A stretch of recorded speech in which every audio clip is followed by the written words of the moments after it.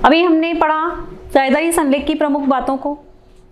अब हम पढ़ेंगे साझेदारी संलेख के अभाव में लागू होने वाले नियम। जब साझेदारों के बीच में कोई लिखित या मौखिक समझौता नहीं होता है तो ऐसी दशा में भारतीय साझेदारी अधिनियम 1932 के जो नियम हैं वो लागू होते हैं। 1932 की धारा 9 से 17 में कुछ नियम दिए गए हैं जो साझेदारी संलेख के अभाव में साझेदारी फर्म के ऊपर लागू होते हैं। सबसे पहले व्यवसाय का संचालन।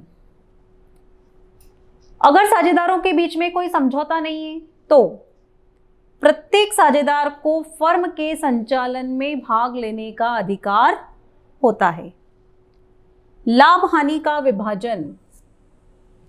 फर्म में होने वाले लाभ हानि का विभाजन सभी साझेदारों में बराबर किया जाता है, चाहे किसी साझेदार ने कितनी भी पूंजी व्यापार में क्यों ना लगाई हो। अगर किसी ने, ऐसा नहीं होगा कि किसी ने ज़्यादा पूंजी लगाई है तो उसे ज़्यादा लाभ मिलना चाहिए।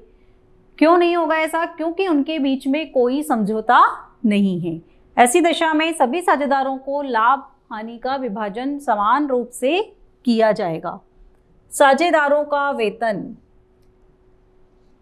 साझेदारी संलेख के अभाव में किसी भी साझेदार को साझेदारी फर्म से वेतन लेने का अधिकार नहीं होता है। उसे किसी प्रकार का कोई वेतन, कमीशन नहीं दिया जाएगा, चाहे उसने फर्म में कितना ही अधिक कार्य क्यों ना किया हो।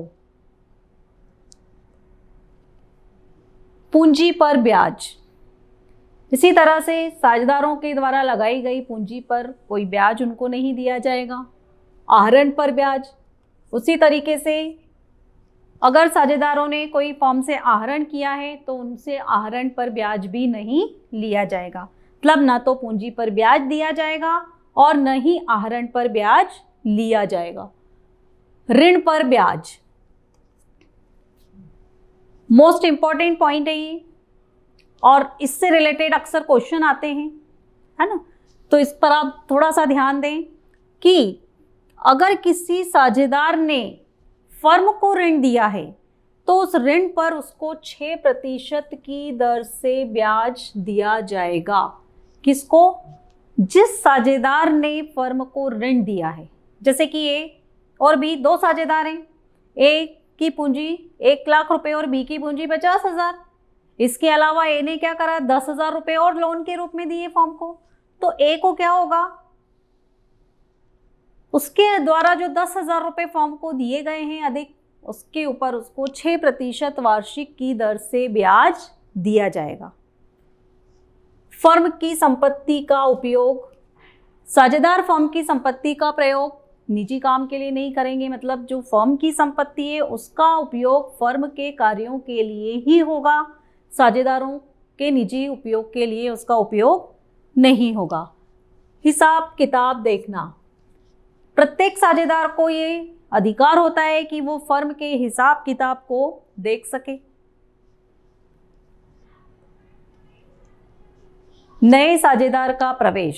साझेदारी संलेख के अभाव में अगर किसी साझेदार को फर्म में प्रवेश देना है तो ऐसी दशा में सभी साझेदारों की सहमति होना जरूरी है।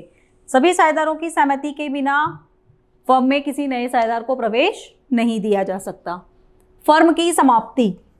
किसी भी साझेदार की मृत्यु या दिवालिया होने पर फर्म समाप्त मानी जाएगी। मतभेद का निपटारा। अब साझेदारों के बीच में अगर कोई विवाद उत्पन्न हो जाता है, कोई मतभेद हो जाता है, तो ऐसी दशा में जो निर्णय है वो बहुमत के आधार पर लिया जाता है। जिसका बहुमत होता है फैसला उसके पक्ष में किया जाता है। क्षतिपूर्ति का अधिकार।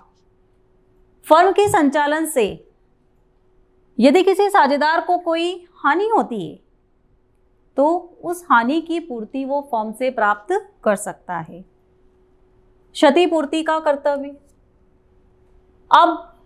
अभी हमने इसके पहले वाला पॉइंट क्या पढ़ा कि अगर फर्म के व्यापार से साझेदार को कोई हानि होती है तो वो उस हानि को फर्म से ले सकता है। उसी तरह से अगर किसी साझेदार की लापरवाही करने से या उसके किसी काम से फर्म को कोई नुकसान होता है, साझेदारी फर्म को, तो फर्म को भी ये अधिकार होता है कि वो उस साझेदार से क्षतिपूर्ति ले।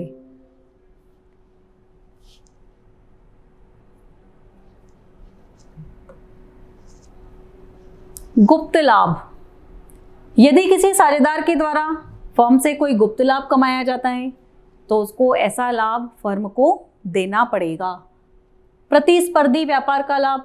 अगर कोई साझेदार फर्म से प्रतियोगिता करता हुआ, कंपटीशन करता हुआ कोई व्यापार करता है और उसके कारण उसको लाभ होता है तो ऐसा लाभ उसको फर्म को देना पड़ेगा।